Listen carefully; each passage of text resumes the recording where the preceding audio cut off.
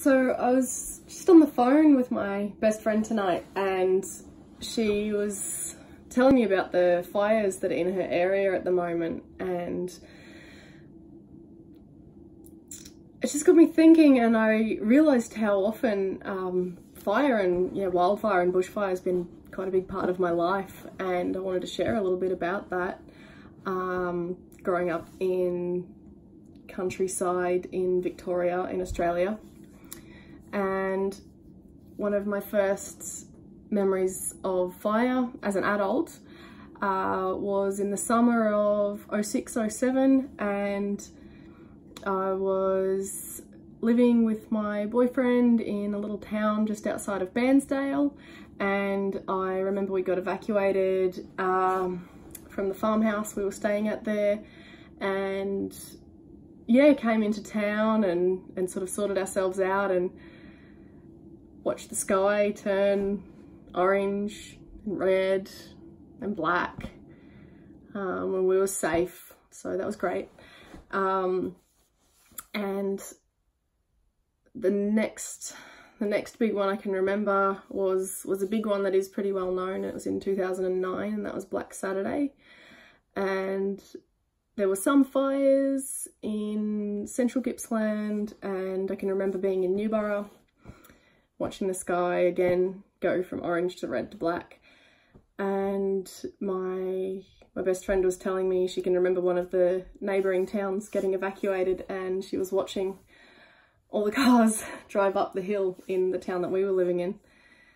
And I drove to where I had moved to, which was Cranbourne, with my boyfriend at the time, and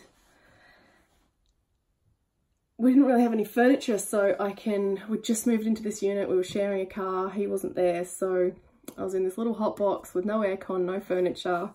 I didn't know anyone in the area, so no friends, and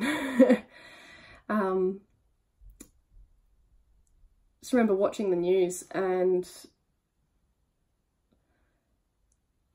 sort of suffering in this really mild way, just being unable to escape this heat and loneliness, and getting in and out of a cold bath just to stay cool, and just hearing about all this suffering and people dying, and just, you know, even back then, so it's about almost 10 years ago now actually, just being really grateful because I wasn't dying, and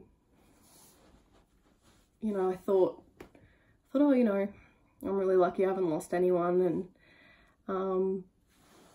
but yeah, it was a tricky time. One of my friends was evacuated from Monash University in Churchill, so she did the right thing, she left and went to her mum's, that was in Kinglake, so she was evacuated again, and that was quite a dangerous situation for her. And yeah, I found out later that one of my friends had died with most of his family, and also some of my honorary family, the family we grew up alongside, were out fighting the fire, and some of them were involved in a burnover, so they were in quite an intense situation as well. So yeah, that was Black Saturday in 2009. And then in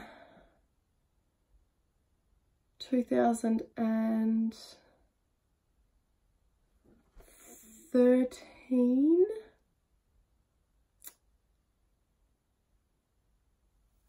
there was another fire. Got it.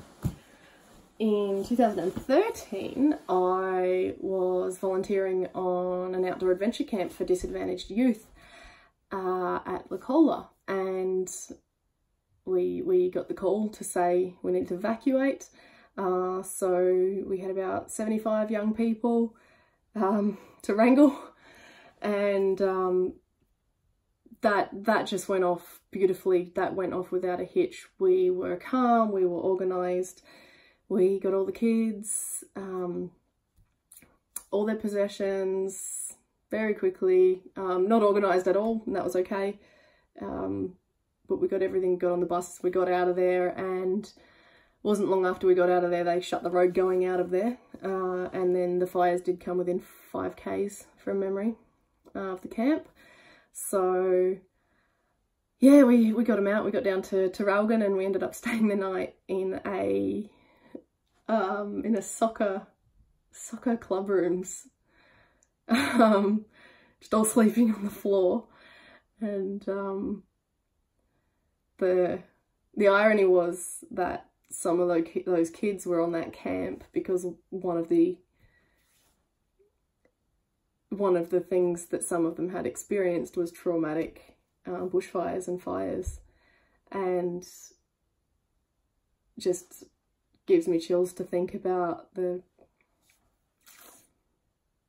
coincidence, and that they've now, you know, all those children that were part of that with us have now experienced a calm, safe, effective response to a bushfire threat. So yeah, that was 2013. So only a year later, I was living in Morwell, and there was the Morwell mine fire. So some of the impacts of that, it came quite close to my work. We got some pretty incredible photos of the smoke coming over my workplace. Came within about 2 kilometres of my family home. I wasn't living there by then, but my dad was. I rang him, and thankfully he was visiting his girlfriend in the peninsula, so I was very happy about that.